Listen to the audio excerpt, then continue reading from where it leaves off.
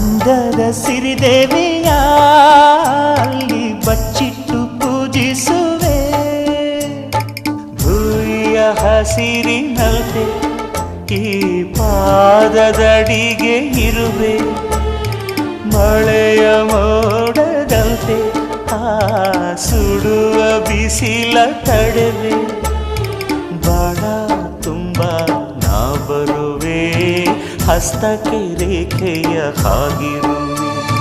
ಚಂದ ಚಂದದ ಸೇವಂತಿಯ ಅಂದಕ್ಕೆ ಕಾವಲು ನಾನಿರುವೆ. ಸೇವಂತಿಯೇ ಸೇವಂತಿಯೇ ನನ್ನ ಸೆಲೆಯಲ್ಲಿ ಗಮ